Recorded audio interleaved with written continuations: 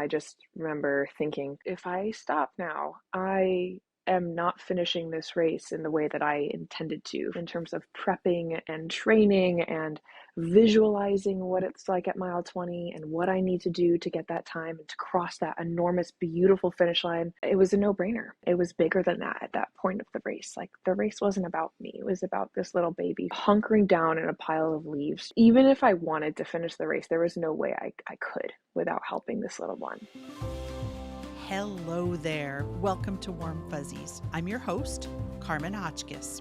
This is the final episode of our season, and we couldn't think of a better send-off than sharing with you one of the most heartwarming and unique fuzzy tales that we've come across. It features today's guest, Sarah Bohan of Boston, Massachusetts. Sarah is a runner, and this past October competed in the Chicago Marathon. She had been prepping for this race for about a year, and just her luck, it was a near perfect day in Chicago for the 26.2 mile race.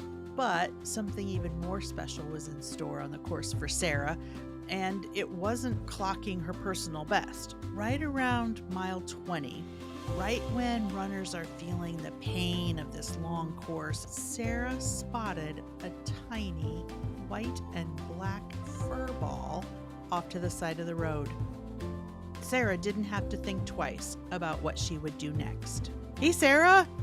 Hi, Karman. How are you? I'm great. Although you're in Boston, this story that we're going to talk about takes place in Chicago, right? Yes. During the Chicago Marathon.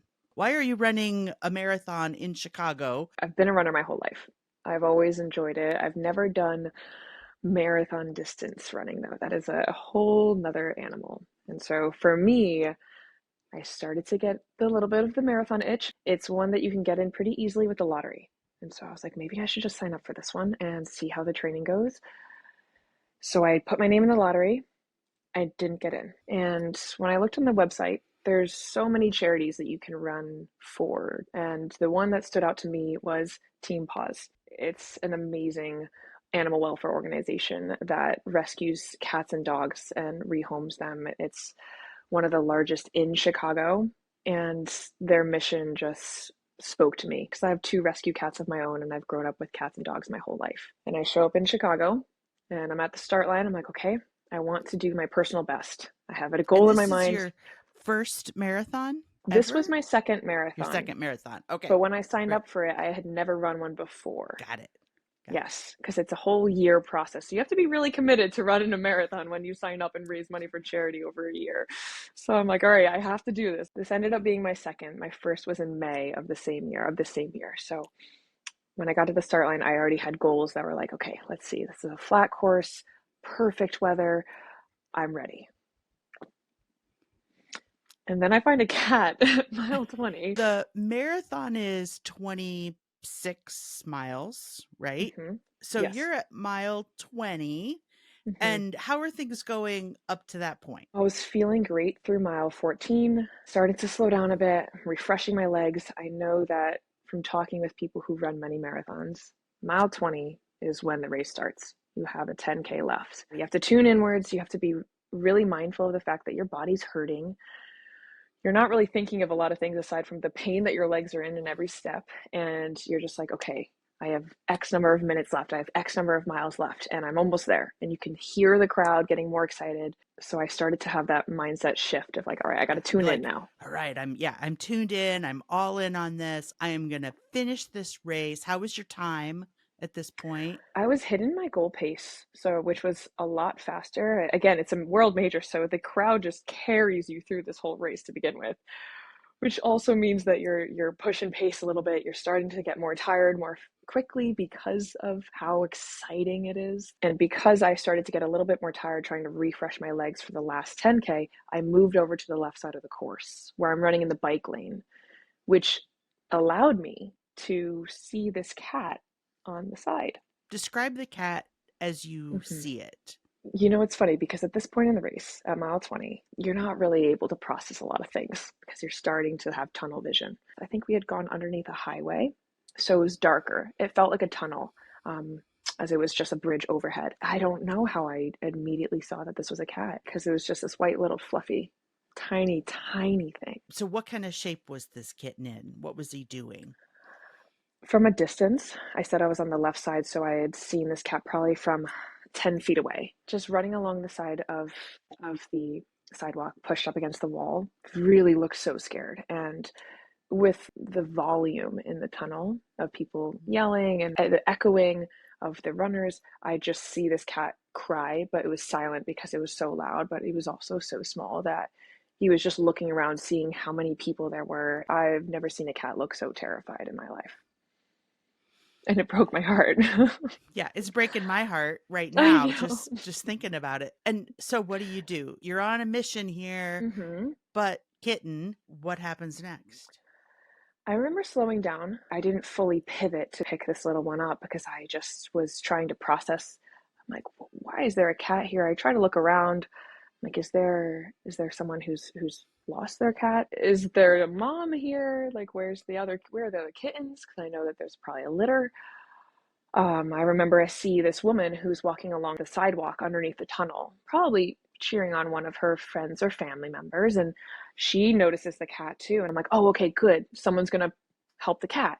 And I remember she looked at it and walked right past it. And then I just, at that point, I'm like, my cat mama instincts kicked in. I was like, nope, this is my baby now. And while I was walking over, I just remember thinking, if I stop now, I am not finishing this race in the way that I intended to, in terms of prepping and training and visualizing what it's like at mile 20 and what I need to do to get that time and to cross that enormous, beautiful finish line. And it was a no brainer. It was bigger than that at that point of the race. Like, the race wasn't about me, it was about this little baby who's hunkering down in a pile of leaves. Even if I wanted to finish the race, there was no way I could without helping this little one.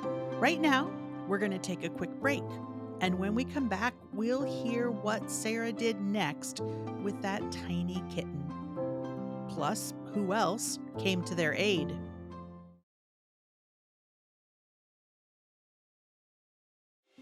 Welcome back to Daily Paws Presents Warm Fuzzies. So, you pick the kitten up. Yeah, I go over, and the closer I got, the smaller I realized he was. Because I've had rescue cats of my own. The adoption age is around 13 weeks or so, and they're a couple pounds. I thought he was less than 1 pound. So I go over and I'm trying to make sure he doesn't run into the crowd or doesn't run away from me. And then this other runner, I still have my headphones and music's still blasting. Like, I'm still like partially in race mode. This other runner, who I have never met, right? She comes over and crouches down with me, and she's like, let me help you. So she helps corner the cat so I can pick him up. I kind of just scoop him up. I introduce myself to this other runner, and she's like, we're gonna rehome this cat. This is what we're gonna do. And I'm like, but you're sacrificing your time. Never met her. So we just start walking along the course, and we're both just processing. This cat looked like in rough shape. It was clearly a stray. Like this. Yeah, this is not a Oh cat yeah. that wandered out, from his warm, safe home somewhere. So Yeah. you're walking the race now, and you've got this cat in your hands, and you're just saying, anybody want a cat? If you put it plainly, yes. Yeah, so I'm walking along the course.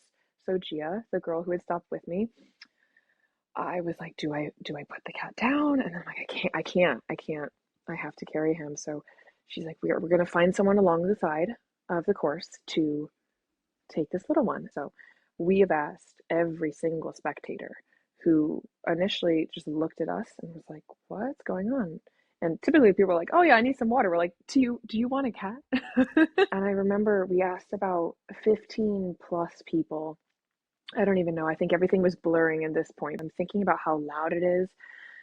He doesn't have food. His eardrums must be just so overwhelmed because of the crowd and the noise. And now he's in a stranger's arms. And He's maybe never been held before. right, exactly. So we're walking along, and we continue to ask every spectator, and everyone's like, I don't think we can, or I'm not sure how to take care of a cat. And so we ended up walking past Andrea Maldonado, who I know her name now, who was so enthusiastic, stepped right forward, was like, I am a pet lover myself. I have two cats of my own. I am a mom. I will take this baby. Like she just gave you her resume. Immediately. Like, Immediately. She's like, yes, yes, yes, yes. I will take him. I started to get very protective. And I've known this cat for all of 11 minutes because that's how long the my mile time was. And I remember asking her about 5 times, do you promise to care for this cat? This cat needs a vet. Do you promise me that you will love and care for him? Like, I don't know this woman and I don't know this cat. And now he is my whole heart. And I'm not going to give him to just anyone because I felt like my responsibility was also to give this cat a good home, even if it wasn't with me.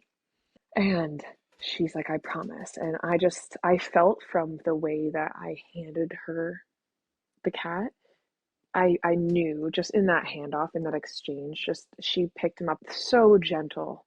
Like she just cradled him in the exact same way I was. And I was like, okay, that gives me the security that I needed to be able to feel like she can care for him. so then you're ready to finish a race. Right. Yeah. And looking on the course, and I'm like, oh, right, I still need to run the rest of the race. Hey, what was I here for again? I know. And I guess to put this into context a bit too, I was going into this race a little bit injured. And so my physical therapist has told me to never stop, squat, sit down, or walk because it will exasperate my injury. So I remember I squatted down to pick him up and I stood back up and I'm like, I think my race is over. So when we started to run again, we were just, Gia and I were both like, wow, we were elevated by the joy and the compassion and that whole interaction. And we were in awe, we were in shock. We're like, did this just happen? This is such a beautiful experience. And I'm glad that she thought to even grab her phone to take pictures. I was just in crisis mode. We were talking about, like, did we just experience this as we start to jog again?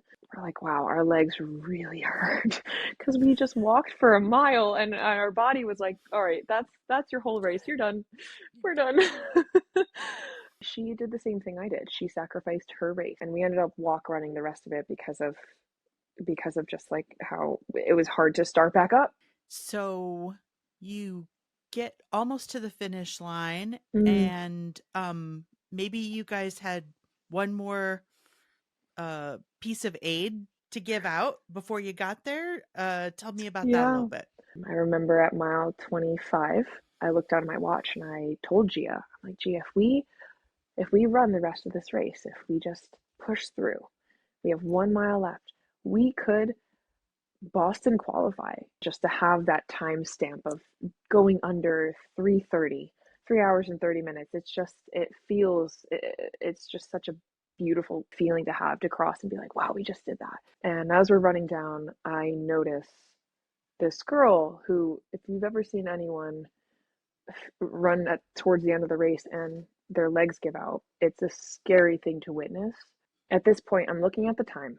I see that I think it was 3 hours and 29 minutes and 30 seconds. And I'm like, we can do it. We can make that 30-second mark. And I just noticed this girl just start stumbling. And I'm like, again, same experience I had with grabbing the cat. It was just a no-brainer. I just went over and took her arm, put her arm around me. Gia did the same thing. Basically same experience as Casper, where she just stopped, sacrificed her race, and we ran her through the finish line. And we didn't even think about our time. I heard her saying a while ago about, like, if you ever feel any question in humanity, just go and spectate a marathon. And it rings true, not only for the spectators, but for the runners as well. It's a time where we're all experiencing the same thing together. And it's about that shared experience and that human connection that is bigger than just a time. That's incredibly beautiful. What was your final time? We did 3:31, 3 hours and Just 31 minutes. just a pretty amazing time. I mean, no matter what, but like with the and I stopped to rescue a cat and a human being. And you know, you should get extra medals for that or something. Well, I Uh, mean, I get to share this story with you now. so the race is over. Mhm. Uh, what happens then? And this wasn't something that I had processed immediately after. I was more Yes. concerned about getting water, a medal, and a banana. So that was my focus at that point. So I dropped my bag off at the Team Paws check-in. I'm like, okay, I need to go get my bag because I need to grab my clothes and I need to change out of my race shoes. And so I just walk in and they're like, oh, congratulations. I'm like, you wouldn't understand what I just experienced. Gia had thankfully shared the pictures of the exchange with the cat with me. And I was like, this is just what happened. Oh my gosh. And all these people just come over genuinely. Like, they're like, we need to know more. Can you share the pictures with us? I'm like, oh, yes, I can. Again, not thinking anything of this. And then after the race, I meet up with my friends, and then I get a call from Team Paws, and they're like, "Can you get on an interview with CBS tonight?" I'm like, "What is going on?" And I'm just trying to process all of this and recover my legs. Eat my banana. Right. And they're like, "We want to share this story." And I'm like, "This is a story to be shared." And they're like, "It is." And I'm like, "Oh my gosh." So you get interviewed by CBS, you know, as you do after you run your second marathon. Um, how did you end up getting reconnected with the woman who accepted your cat in the middle of the Yes. race? This is where social media is just this beautiful experience. It was posted about this experience with the picture of the handoff of me giving the cat to Andrea. And her cousin commented and was like, "That's my cousin," and tagged her in the post. And I remember just scrolling through because I was getting notifications since I was tagged in the original post on Instagram. And then I looked and it was Andrea. And I recognized her immediately, like just by her profile picture on Instagram. And I messaged Tom from Team Paws. And I was like, I think I found the woman who I gave the cat to. And he's like, "Are you sure this is her?" I'm like, "I am sure. This is her name. And this is her Instagram." And I remember messaging her and just saying, "Oh my gosh, I was the crazy cat runner who gave you this stray cat." And she's like, "Oh my gosh." And so we start connecting through that. Gia and I were already connected through social media. I ended up connecting with Alex, the girl that we had helped walk through the finish line. So we're all connected on social media now because of this shared experience that ended up going global. What did you learn about the cat and who now has a name? Yes, his name is Casper. And I was able to connect with her, and Team Paws did too. And so Paws Chicago actually had given Casper his first checkup and covered the bill for that. And she named him Casper because he has a little ghost face on his head where it looks like he's an all white cat and he has two black or dark gray spots and like a little ghost mouth on his head. And she sent me that photo of him, and that's why they named him Casper. It was also like in October around Halloween, and just seeing the photos of how his personality has just come out in this beautiful way. He's sitting with her youngest son. He's sitting on the lap of her husband. He's nuzzled up in the arms of the dog, eating food next to their older cat, who he looks so small next to. It's just, he has been so loved in this family. He just is thriving and engaging with every single family member, the pets and the humans alike. And just seeing that and seeing just this story unfold of this tiny little cat who was crying and scared and shivering in a tunnel to now to be able to have seen this whole story come full circle has just been amazing. He is living his best life. What's your next running plan? Hopefully, I don't have to stop to save any more cats along the way, but I will be running Boston in 2024, so in April. After that, Team Paws, because of how this story has unfolded, they gave me a free entry for Chicago next year. So I'll be running Chicago 2024, and I'll be able to run for Team Paws again and have that whole experience, and hopefully be able to have the experience of the goal that I was having in mind during this past one. That's awesome.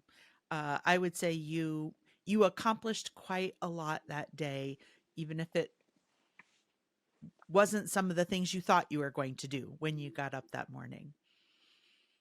So, thank you for joining us. Thank you for sharing your story. Thank you for saving Casper and making the world a better place for pets and people. It's Thank great to have you. you. I'm grateful to have been able to share this story, and thank you for being a platform for that. Thanks for joining us for our season finale of Daily Paws Presents Warm Fuzzies. Be sure to follow us on Apple Podcasts, Spotify, or wherever you listen. And we'd love your feedback. If you could rate this podcast and leave us a review, we'd really appreciate it. You can also find us online at dailypaws.com/warmfuzziespodcast. We hope you enjoyed this series as much as we did, meeting and speaking with each of these fantastic humans and their furry friends.